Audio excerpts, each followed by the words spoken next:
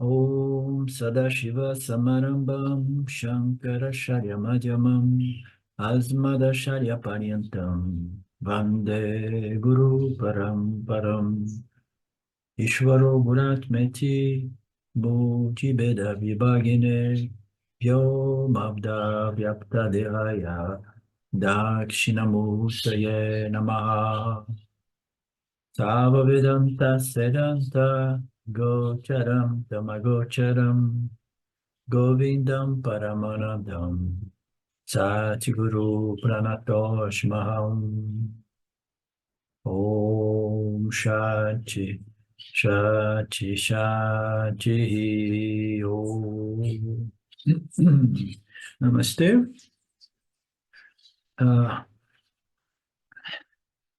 Bem-vindo a todos vocês, meus queridos do Vedanta Brasil. Nós estamos concluindo o capítulo 7, né?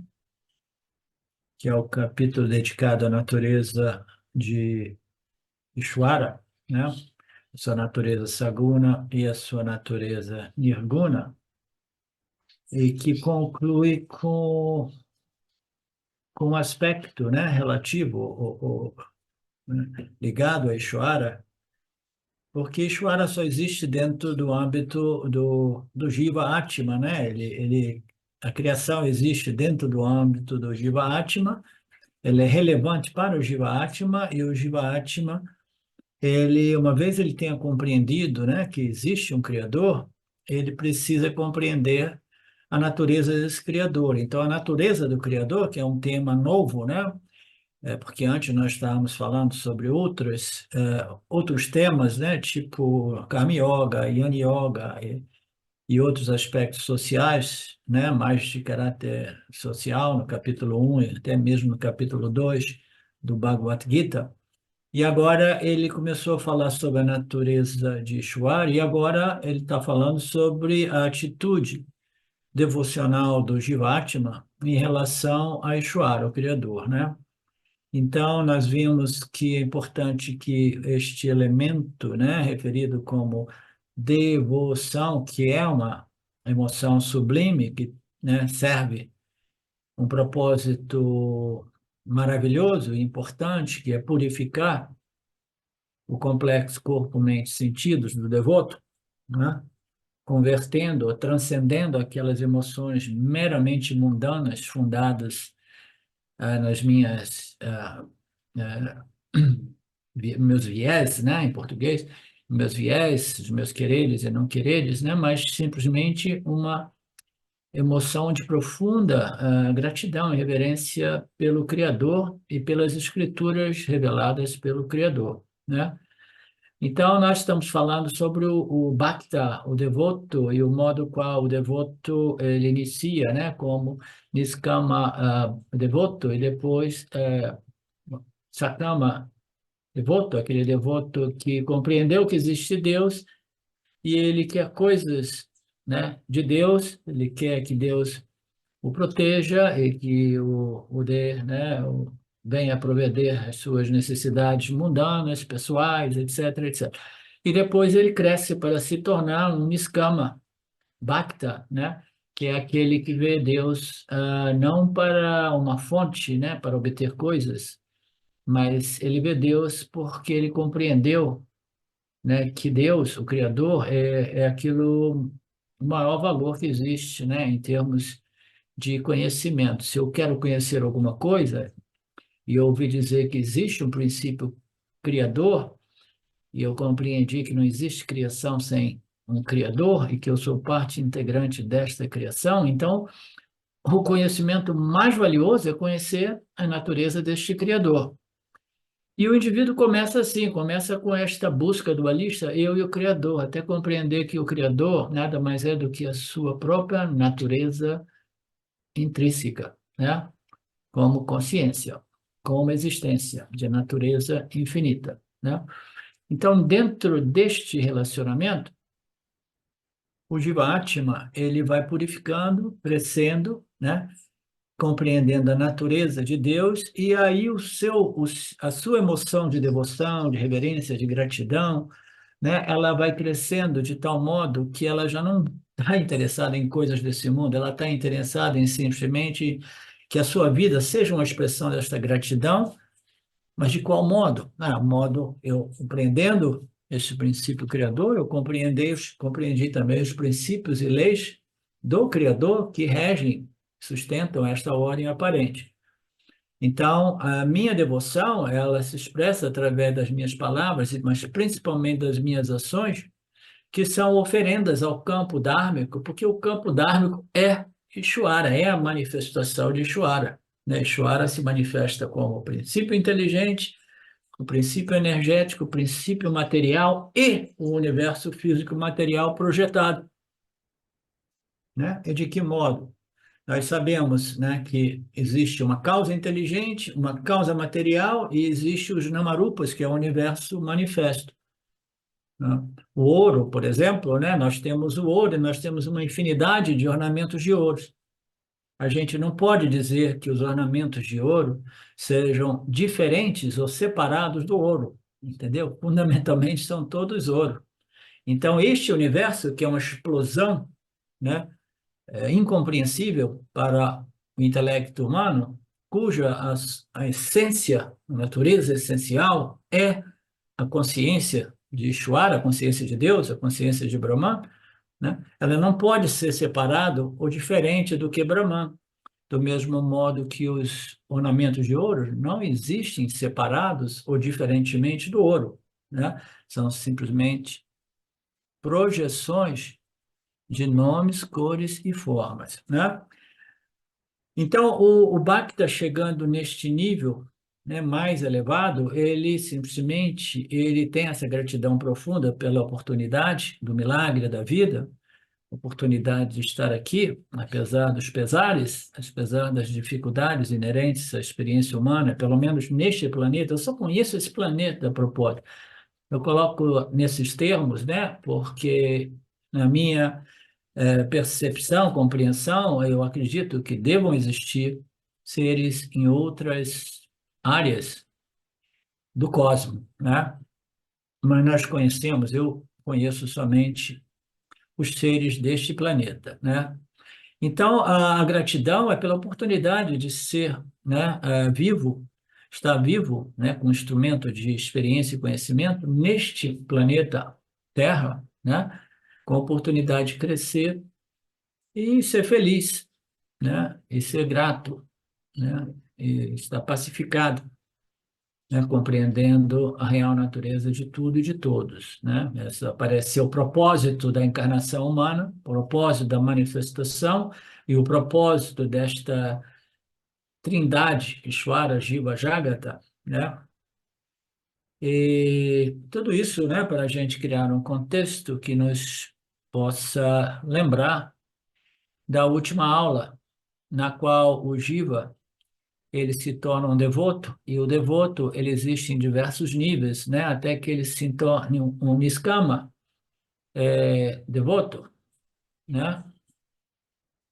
E esse devoto, ele simplesmente ele ama Ishvara porque ele extrai muito, muito, muito valor deste amor, desta devoção e reverência por Ishvara, até que esta devoção dualista, né, dual, seja compreendida e convertida numa devoção extremamente diferente, né? Porque uma devoção sem um objeto de devoção é alguma coisa que escapa à compreensão de quase todos os humanos, né? Mas ainda assim existe uma devoção não dual, que é a devoção para com a sua própria consciência, que é a única realidade, que é aquilo que é a realidade do inteiro cosmos, a única realidade não dual, né? Então, esta devoção é a devoção para com Deus, que existe na sua experiência humana como a sua própria natureza intrínseca, né? Quem é que compreende essa devoção não dual? Nós do Vedanta Brasil, né? Em graus diferentes, mas nós compreendemos que essa devoção é possível e que esta devoção é a devoção que, no final das contas, nos traz muito próximos, né, do autoconhecimento claro, firme e facilmente digerível ou integrado, né? Ou internalizado, como Swami Paramarthananda costuma dizer. E aqui o Krishna fala que, né, esta natureza óctupla de minha natureza inferior, conheço aquela natureza que é distinta desta natureza inferior, que é na forma de Jiva, que é a minha natureza superior, pela qual o universo é sustentado, ó Arjuna. Então, ele fala sobre, ele cotou essa passagem, né, do verso 5, na qual Krishna, como consciência, né, é onipresente, onisciente, né, infinita, né, é a fonte, a única fonte de felicidade e de paz. E esta fonte existe de modo mais próximo, mais intimamente ligado a cada um, cada ser humano. E aqui essa expressão, esta fonte existe no coração. Então ele diz, né, que esta fonte, né, existe muito intimamente no coração de todos nós, né? Ele diz, é na própria mente, no próprio intelecto, porque o intelecto nada mais é do que eu, Krishna, a consciência, né, que brilha e que ilumina e que vivifica todos os seres vivos neste universo. Mas ainda assim, as pessoas com dificuldade de encontrar esta natureza intrínseca, né, ilimitada e infinita, elas continuam buscando coisas no mundo finito, coisas finitas através de ações finitas, através de devoções finitas, enquanto que aquele tesouro infinito, de valor infinito, existe no seu próprio quintal. Nós vimos isso, né? E tudo porque, no verso 13, ele diz: iludido por esses gunas de Maya, os estados da mente que são condicionados pelos gunas de Maya, a inteira humanidade não consegue compreender a mim, a minha natureza. Não vem a mim, não conhece a mim. Eu que estou além de tudo aquilo que é sujeito a modificação e ação. Então, tudo que é mutável não sou eu, né? Eu sou o princípio imutável, né? Nirvikara, aquilo que jamais se modifica. Eu sou a natureza intrínseca do complexo corpo-mente. Eu brilho no intelecto humano como eu sou, eu existo, né? Mas este eu sou, eu existo, ele não é a declaração Upanishad que jamais conclui que este eu sou, eu existo, esse aham, esse brilho no intelecto, se refira ao corpo e à mente. Na verdade, né, as declarações dos Upanishads são todas elas para estabelecer que este eu sou, eu existo é a consciência infinita e ilimitada, né? Compreender isso a nível intelectual, superficial, é mais fácil, mas a nível profundo, né? Às vezes eu fico surpreso de ver pessoas, né, estudando por tanto tempo e ainda não ter compreendido o valor e a diferença entre essas declarações finais dos Upanishads e os ensinamentos dualistas que existem por aí. Isso, por causa dessa ignorância de Maya, nós não compreendemos essa natureza original de tudo. Eu permaneço preso, apaixonado, atraído, intoxicado por matéria e energia, e eu não percebo a minha consciência pura, o espírito de tudo, né? E assim a humanidade permanece iludida e atraída pela matéria barra energia. Uma passagem anterior do Viveka Chudamani, assim como um tesouro escondido no subsolo requer para sua extração a instrução competente, que envolve escavação, remoção de pedras e outras coisas, que estejam acima dele, e finalmente para a obtenção deste tesouro, né? Mas nunca sai por ser apenas chamado pelo nome. Em outras palavras, eu descobri que existe um tesouro de valor ilimitado debaixo do assoalho da minha casa. E o fato de você saber não faz de você uma pessoa super rica, né?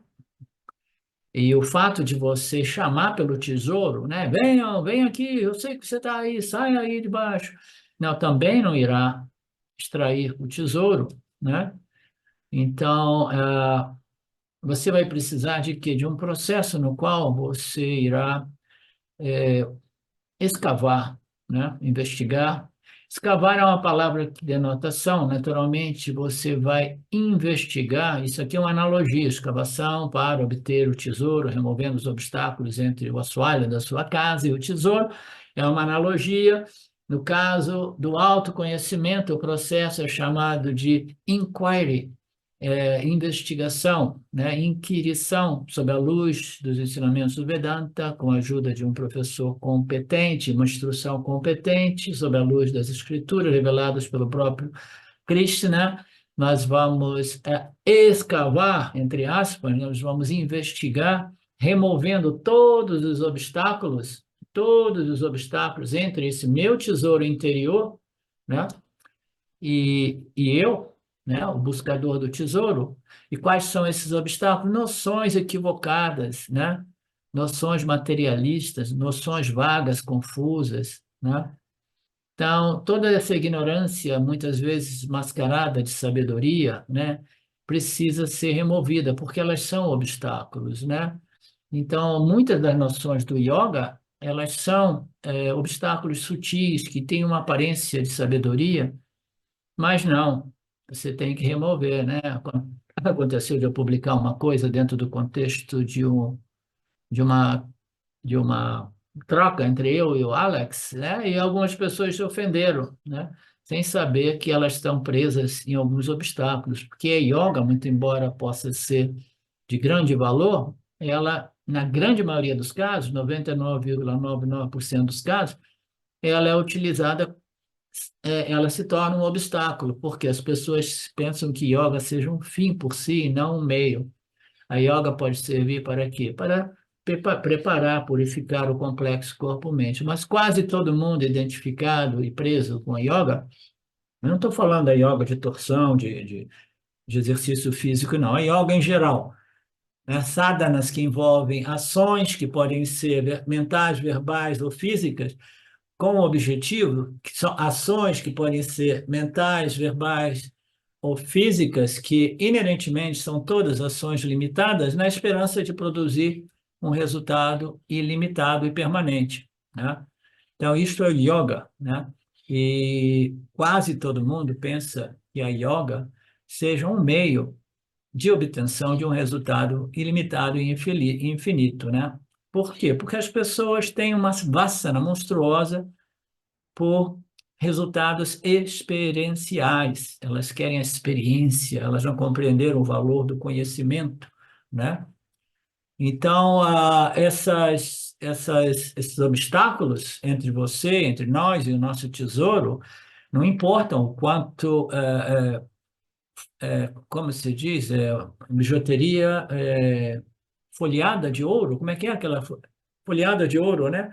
Elas sejam ignorâncias folheadas de ouro, mas ainda assim são ignorâncias. Por isso que a gente diz yoga, e a menos que seja vista do ponto de vista do Vedanta como um meio e não um fim, um meio para melhorar o complexo corpo-mente, e não um fim, você não consegue obter, né, o autoconhecimento através de ações. Ah, então, elas são mais ou menos como obstáculos, né? Pedras folheadas de ouro, que darão a impressão de algo muito valioso, mas na verdade não é, né? Então, tudo isso devido ao quê? Ao grande poder de Maya que oculta, né? Oculta até a real localização, digamos assim, né, deste tesouro, que não pode ser obtido através de ação, mas só pode ser obtido através da investigação, muita contemplação e estudo e, né, compreensão de que eu sou a fonte, eu sou o tesouro e somente a partir de mim existe, né, a segurança e a paz e a felicidade, que é intrínseca no coração de todos os seres vivos, mas essa ignorância de Maya ela, de qualquer modo, ela cobre, vela, ela sela, esconde, né, debaixo do assoalho, este fato tão simples e tão disponível para todos nós. Portanto, nós precisamos de instruções de um conhecedor das Escrituras, um conhecedor de Brahman como Brahman, aquele que compreendeu o significado Aham Brahmasmi e aquele que foi beneficiado pela internalização e retenção clara, né, desta compreensão que eu sou não o corpo, mente e os estados maravilhosos dessa mente, eu sou a consciência ilimitada e infinita, a única fonte de segurança, paz e satisfação. Isso naturalmente não acontece, né, aqui e ali, mas são seguidas de muita reflexão, meditação, mas não através de argumentos pervertidos. Eu não sei o que ele, naquele verso, eu não lembro, nessa passagem desse texto, o que são, do Shankaracharya, do Vivekachudamani, esses argumentos pervertidos, muito provavelmente se referem a argumentos filosóficos, intelectuais, áridos, né? Então, o trabalho precisa ser feito, o trabalho não é nada que possa produzir alguma coisa que já não seja sua, que já não seja você, mas é para compreender, trabalho de reflexão e compreensão, que produz como resultado uma convicção de conhecimento a respeito da sua natureza como consciência e somente consciência, sua real natureza, né?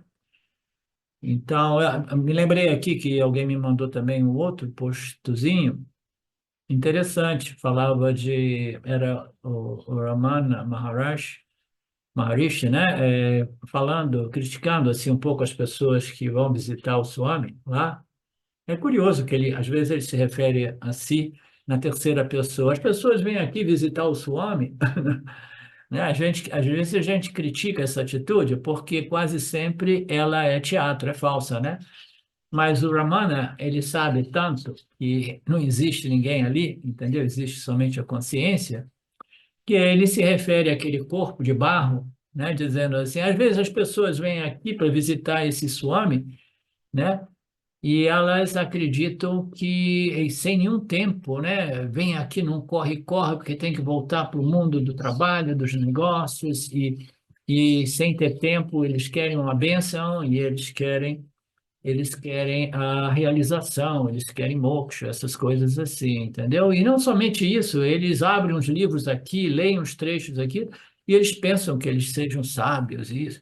Ele colocou umas críticas muito legal sobre esta natureza que sempre existiu, né, humana, de querer resultados sem esforços, né? E aqui Krishna, o Vivekachudamani, o Vivekachudamani, o Shankaracharya coloca que a remoção desse poder ocultador de Maya e seus efeitos, né, que é muito sofrimento do samsara, só é possível através das instruções de um conhecedor de Brahman, das instruções das escrituras, seguidas de muita reflexão, meditação e assim por diante.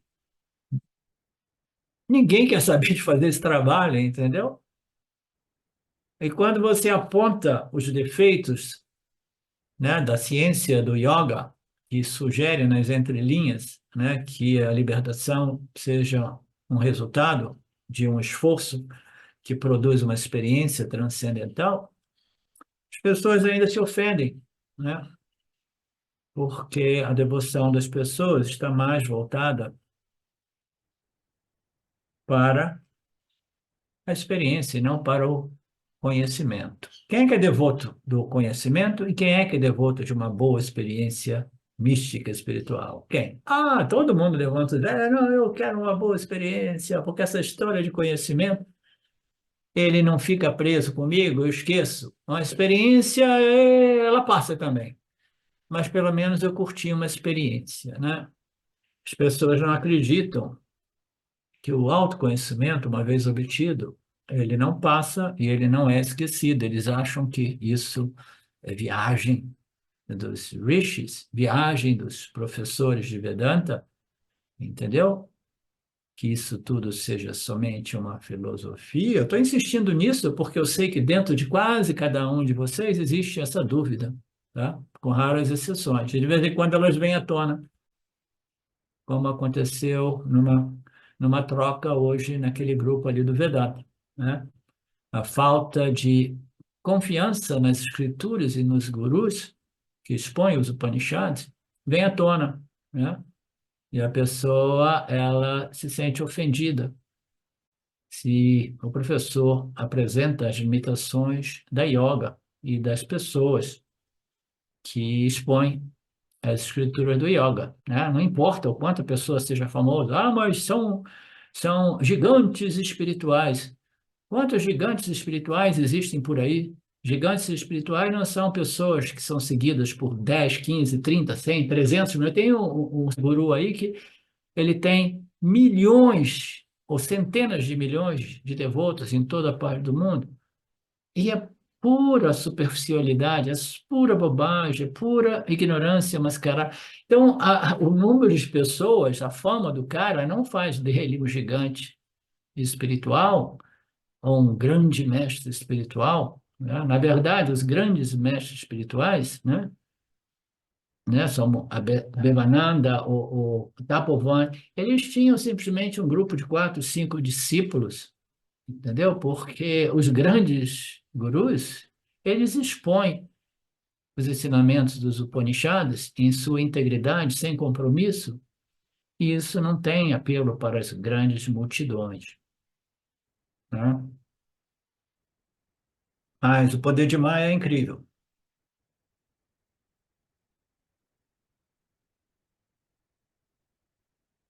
Conheço todos os seres, o verso 26 do passado, presente e futuro, mas ninguém me conhece. A gente já passou do ponto de ontem, da semana passada, não? Conheço todos os seres do passado, presente e futuro, né? Assim, no verso anterior, Krishna disse: o mundo inteiro significa toda a humanidade é iludida por Maya, né? E aí, eu tive uma conversa com uma pessoa recentemente que é muito ligada no esoterismo, nessa história de extraterrestres, seres de outras dimensões, ou de outros planetas, de outras galáxias, etc, etc. E eu me permiti de dizer que todos os seres do cosmos, de todos os universos, eles estão iludidos pelo poder de Maya. E a pessoa pensou que eu estivesse exagerando ou viajando, né? Dizer que todos, né? E eu simplesmente digo isso porque qualquer que seja o cantinho escondido, né? Escondido não, mais distante deste universo, é sempre parte desta projeção holográfica, né? Aparente, na qual existe a dualidade. Experienciador, experienciado. Não importa, melhor, um planeta melhor, todo mundo, com raras exceções, vai ficar preso na experiência porque a projeção de Maia é muito atraente, né?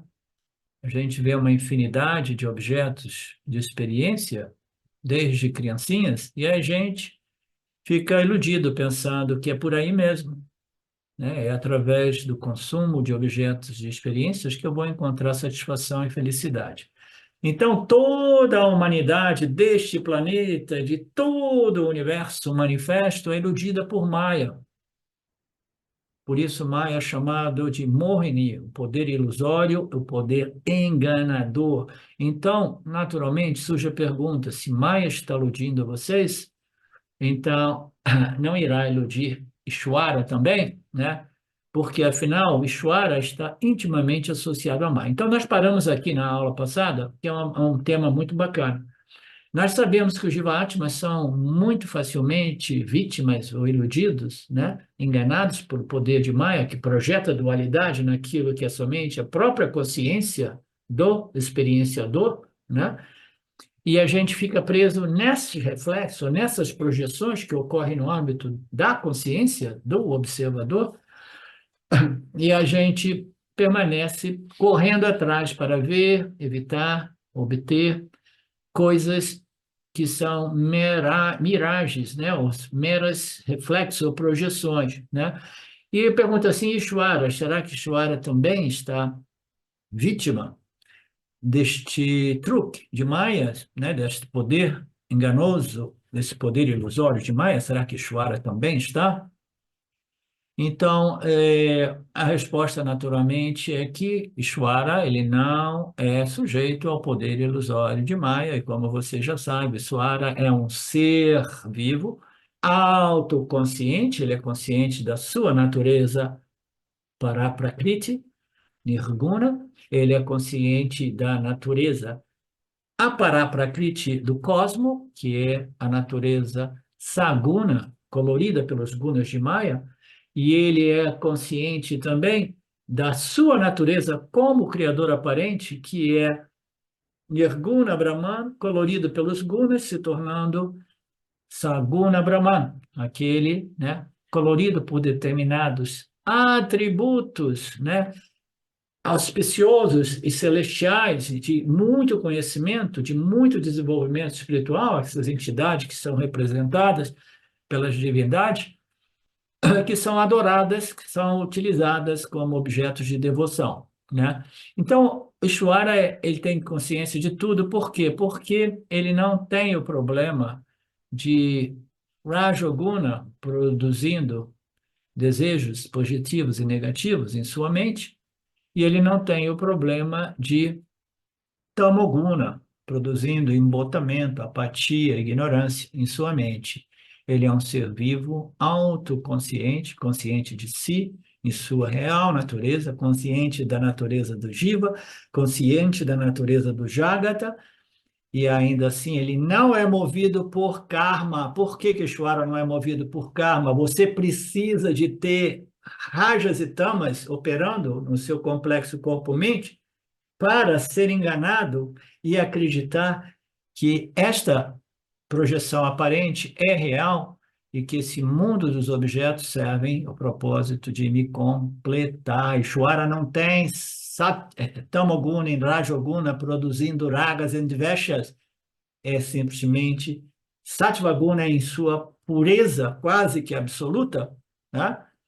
Que não dá margem para nenhuma ignorância, nenhum poder ilusório por parte de Maya. Vocês compreendem isso? A pergunta virá porque se houver um livro entre eu e você, você não conseguirá me ver por causa do livro que existe como um obstáculo de visão, de percepção ocular, né, de visão. Portanto, o livro será um obstáculo. Maya, então, ele estaria obstaculizando, né, a visão do Senhor, a clareza do Senhor. Krishna, naturalmente, diz que não é assim, porque Ishvara não é vítima de Maya, como nós Jivatmas. Ishvara é mestre de Maya, né? Então, a maestria, né? A maestria é a chave. E qual é o propósito de todos nós do Vedanta Brasil? É desenvolver a maestria necessária para, não que a gente possa realmente controlar a Maya, ou dominar a Maya, ou manipular os gunas de Maya na extensão que Ishvara o faz, né? Mas nós temos a possibilidade de neutralizar ou cancelar o poder ilusório, enganador de Maya através da compreensão desses ensinamentos expostos pelo próprio Ishvara. Ishvara está lá para nos ajudar. Não, esses caras estão perdidos lá, não tem jeito. Essa projeção ela está condicionada por um excesso de raja, energia rajásica e tamásica, e os caras lá embaixo não vão sair dessa, vão ficar presos eternamente. Então ele lança, como eu costumo dizer, né, metaforicamente, lança as escrituras para a gente, porque através das escrituras e através da ajuda dos nossos gurus, a gente possa, talvez, compreender e neutralizar esse poder enganador de Maya, né? Esse poder ilusório de Maya. O poder ilusório de Maya vai continuar produzindo namarupas ao seu redor, mas esses namarupas não irão nos enganar mais. E qual é o modo qual esses namarupas nos enganam? Eles nos enganam porque eles prometem a felicidade, que é a nossa própria natureza intrínseca, que vive dentro do âmbito, né, digamos, do coração de cada um de nós, Maia projeta fora e nós nos voltamos para fora para tentar resolver este problema, né? Então, nós podemos sim neutralizar esse poder enganador de Maia, de modo que eu posso ter uma maestria a respeito de Maia, né? Não que eu possa impedir que ele continue projetando, mas eu neutralizo, né, a crença de realidade nessas projeções de Maia. O que que é neutralizar a crença de realidade? Eu não posso neutralizar as projeções de Maia. Os Namarupas vão continuar aos nossos redores, ok? Eu vou neutralizar para mim e somente para mim a atribuição de realidade, de valor a esses Namarupas que permanecem sempre sendo projetados por Maheshwara. É só isso aquilo que nós podemos e devemos fazer, porque esta projeção ela existe dentro da jurisdição de Maheshwara. Eu não tenho nada. A única coisa que eu posso é através da compreensão, através das escrituras, né, e as exposições dos gurus, de compreender, né, agora eu estou compreendendo que tudo isso é uma projeção, agora então eu vou assistir a minha vida, né, isso que eu chamo a minha vida, como um espectador assiste um filme bacana no cinema, né, sem estar cegamente identificado com nenhum dos atores, né?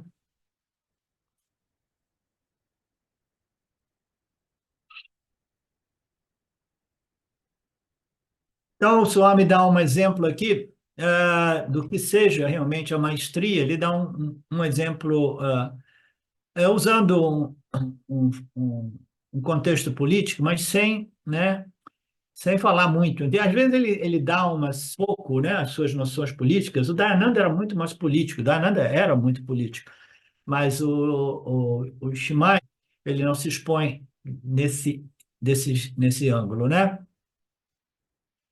Então, o que que ocorre?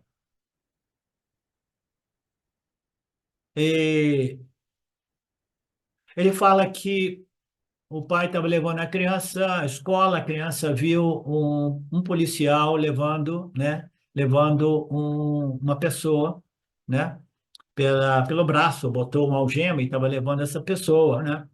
Aí ele falou assim, por que que tem essa pessoa está sendo levada pelo policial, né?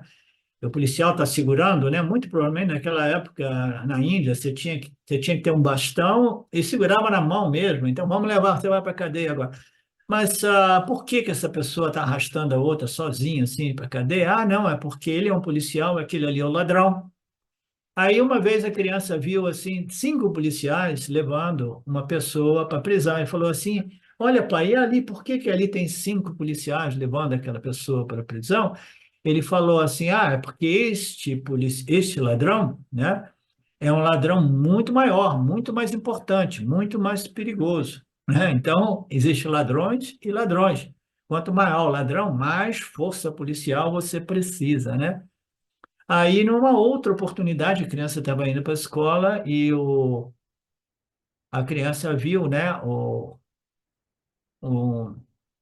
uma pessoa caminhando, né, e 100, 200 policiais, né, em torno dela, conduzindo ela, né. E ela falou, olha pai, olha aquela ali, aquela pessoa ali deve ser o ladrão maior que existe, o maior dos ladrões. Pô, olha, tem mais de 100 pessoas carregando ela, levando ela, né? Aí ele falou, não, meu filho, aquele ali não, aquele ali é o presidente da República, né?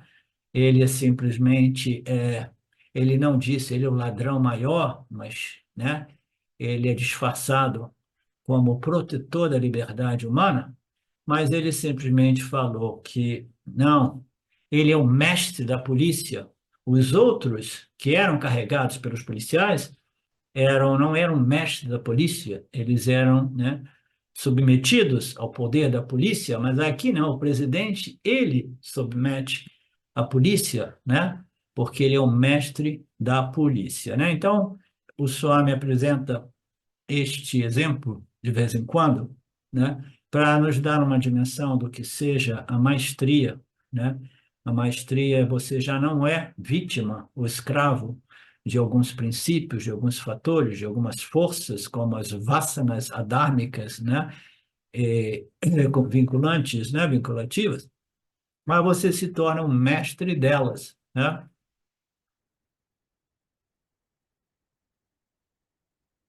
Toda a criação, o Bhagwan, o Criador, diz: toda a criação eu a conheço, eu não tenho esse problema causado por Maya, enquanto que o Jiva, que não me conhece, especialmente quando não me conhece a minha real natureza, Paraprakriti, eles têm esse problema. Então, isso é interessante também. Ishwara dizendo, Krishna dizendo, em nome de Ishwara, ele diz: eu não tenho esse problema porque eu sou um mestre de Maya, né? E os jivas que não me conhecem, que principalmente, especialmente, não conhecem a minha natureza nirguna, que é idêntica à natureza deles, se eles não conhecem a minha natureza como idêntica à natureza deles, eles têm esse problema.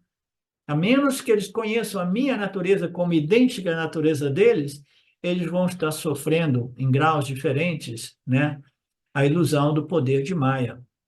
Porque se você conhece a natureza saguna de Krishna, ainda assim você pode ser iludido, né? Você pode ser iludido e você pode até entrar no âmbito de uma devoção cega, né? A gente enfatiza aqui a devoção como uma emoção sublime que purifica o corpo, o complexo corpo, mente, sentidos, mas existe sim a devoção cega, né?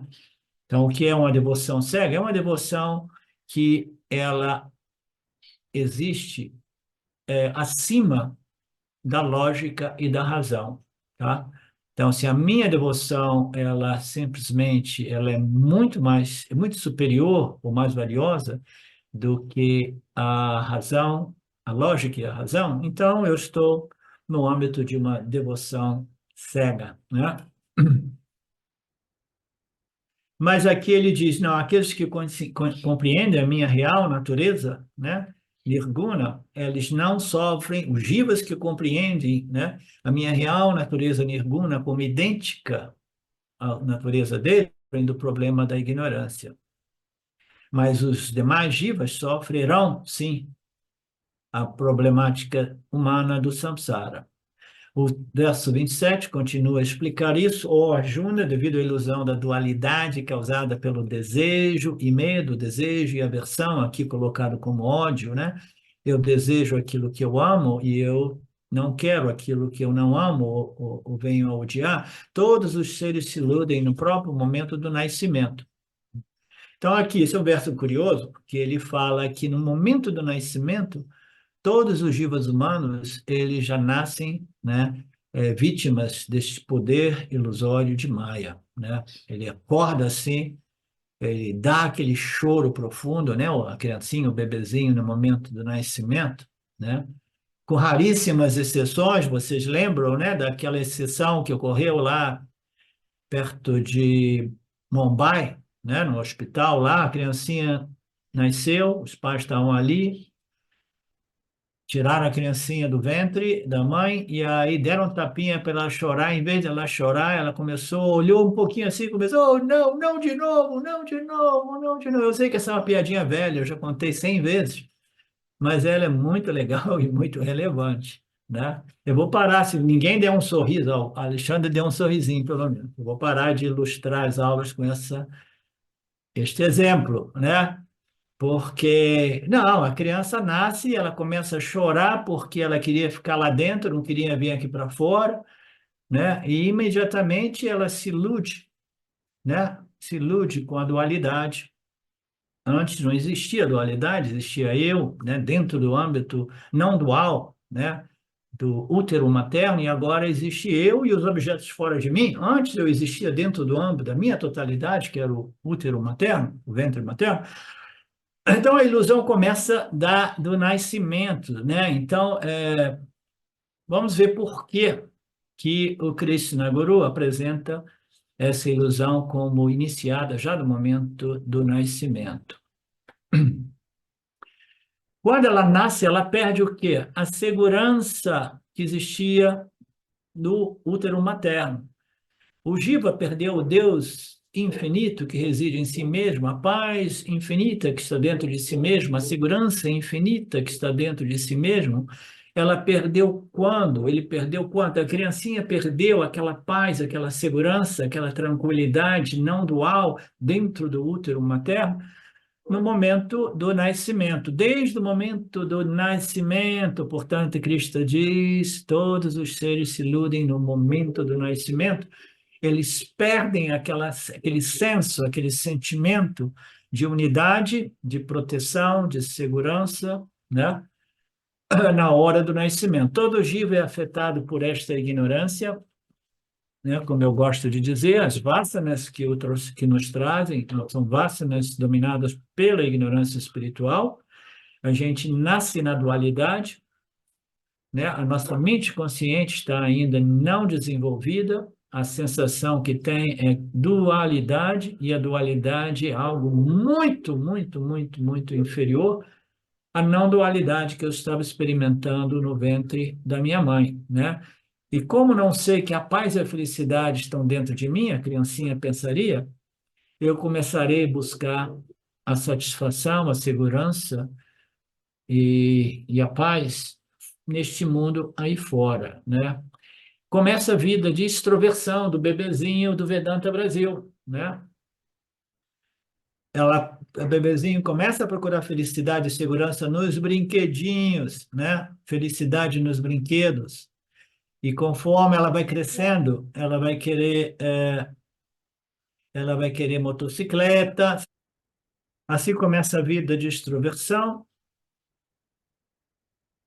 A criança, assim, ela começa a procurar a felicidade e a satisfação ah, nos brinquedos, né? Depois ela vai mudando os brinquedos, ela passa para os joguinhos mais inteligentes, na medida que a sua inteligência se desenvolve, e ela vai crescendo, e mais tarde ela se interessa né, pelo, pela intimidade, né, sensual com o outro, depois se interessa por esposa, filhos, e vai buscando, né? Vai buscando, vai buscando, vai buscando, e a vida nada mais é do que a gente trocar brinquedos por outros brinquedos, brinquedos mais infantis por brinquedos mais adultos, mas brinquedos são brinquedos, né?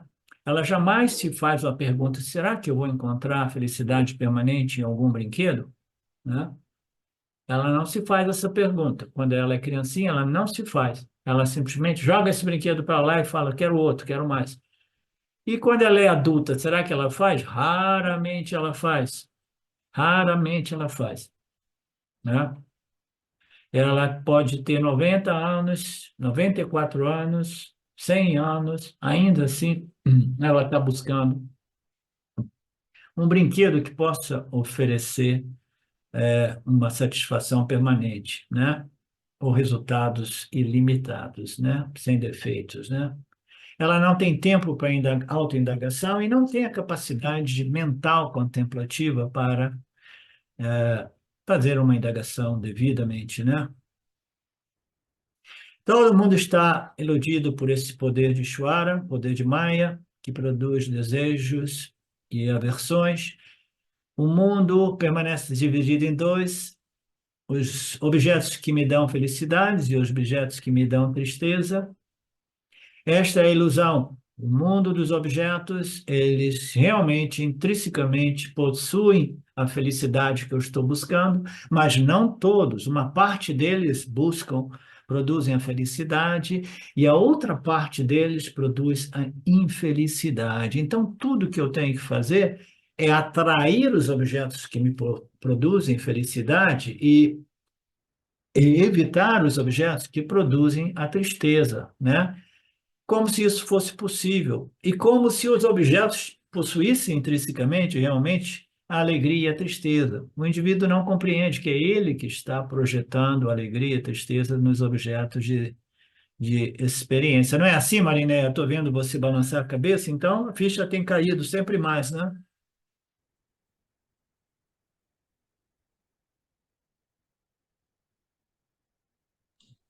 Sim, professor, essa ficha já tem caído, está Sim. caindo. Ela vai Várias caindo, fichas. Vai caindo, vai caindo. ela vai caindo, vai caindo, vai caindo, aí depois você não deixa ela cair, você pega ela antes de ela bater no chão. Esse que é o problema. Vou me esforçar. É, porque quando ela cai, aí já caiu, já é muito tarde. Deu uma vacilada de novo, né? É, Mas isso é natural, é assim mesmo, né? Tentativa e erro, até que o erro vai desaparecendo. sim, muitos erros.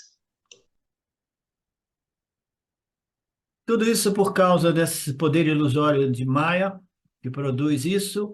O mundo inteiro está correndo atrás de coisas aqui e ali, na esperança de que uma coisa, um evento, uma situação irá estabelecer a minha felicidade permanente. No que diz respeito ao Vedanta, essa pessoa não considera o mundo nem como a causa da felicidade, nem como a causa de tristeza. O mundo é de valor neutro, né?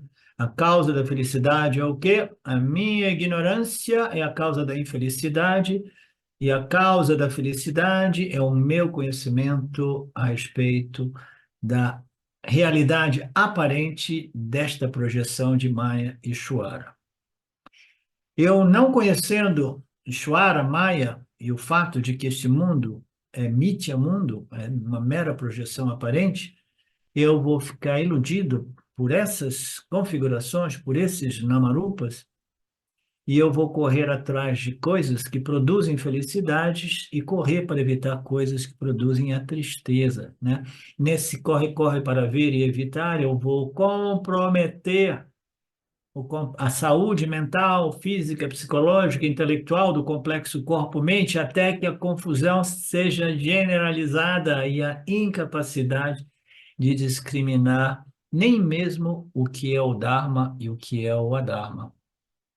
Portanto, a autoignorância é a única causa da tristeza, da infelicidade, o autoconhecimento é a única causa da satisfação, paz e felicidade. As pessoas não sabem, por isso elas não me procuram, mas elas procuram os objetos do mundo. Portanto, coloco a responsabilidade no mundo, eu vou ajustando, trocando as pessoas, trocando os carros, os empregos, né? As coisas ao meu redor, né? A cidade, vou trocando tudo. Tudo que é disponível é sujeito a mudança. Eu vou trocando até mesmo a cor do meu cabelo, né? Eu vi uma postagem. Olha, eu entro no Facebook somente para entrar no Vedanta Brasil, mas quando eu entro ali, eu vejo cada coisa de arrepiar o cabelo. Eu vi uma menina ali que era associada a mim e ao Vedanta 7 anos atrás, né? E que depois ela se desligou de mim e do Vedanta, porque naturalmente ela não estava madura e qualificada o suficiente. Aí, de vez em quando, eu vejo, nossa, é cada barbaridade que dá pena. Ela, essa vez, com o cabelo, essas pessoas ficam colocando fotos novas no Facebook, né? Eles vão procurando fotos mais bonitas, né? Porque a identificação com o corpo físico é tão grande, né? Aí ela coloca essa foto com o cabelo, né? Muito doido, levantado aqui, raspado daqui, isso e aquilo. E aí ela começa a justificar o porquê que ela muda a imagem dela de novo e de novo. E ela justifica de um modo inteligente que ela encobre para ela mesma que tudo isso seja derivado de uma ignorância fundamental, que é a identificação com o corpo físico, e ela coloca como se fosse algo muito espiritual, porque assim ela não fica presa a nenhuma imagem, que assim isso.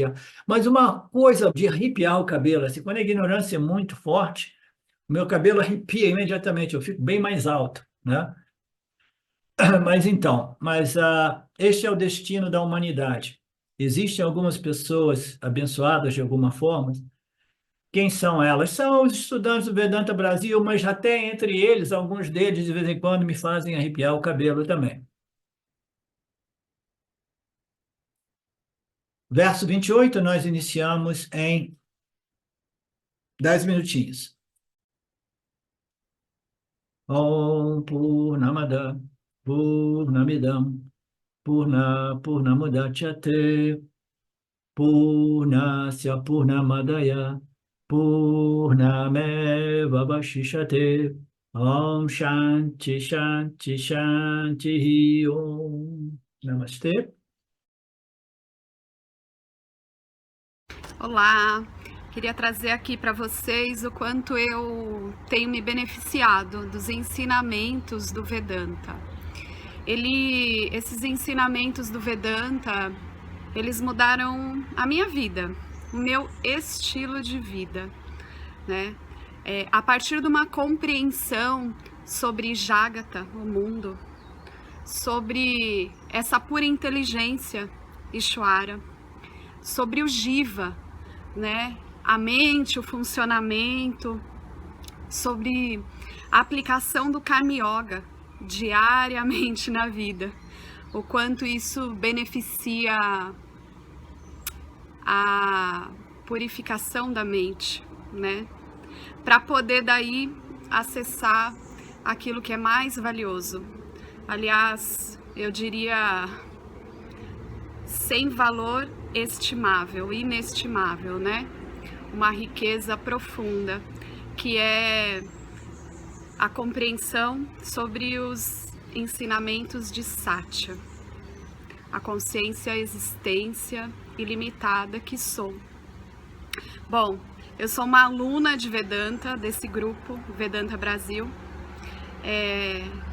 que iniciei a jornada, estou no começo da jornada, mas essa jornada seria impossível sem o apoio diário de um professor qualificado, o professor Arlindo Nagar, nosso professor, que dedica a sua vida, que dedica as batidas do seu coração exclusivamente para o ensino do Vedanta.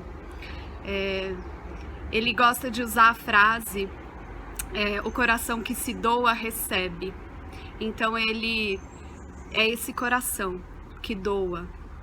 E aí a minha pergunta e o meu convite é: e você?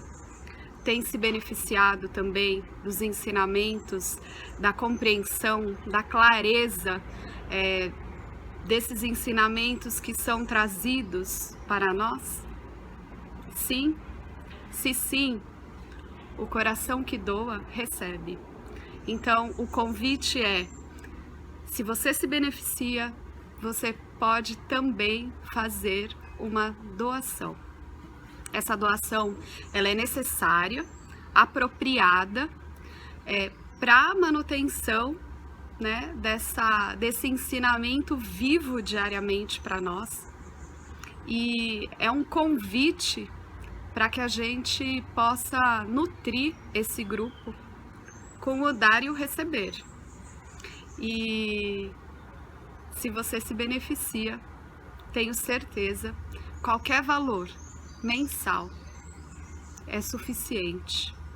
É o valor que o seu coração sentir, mas é um valor apropriado.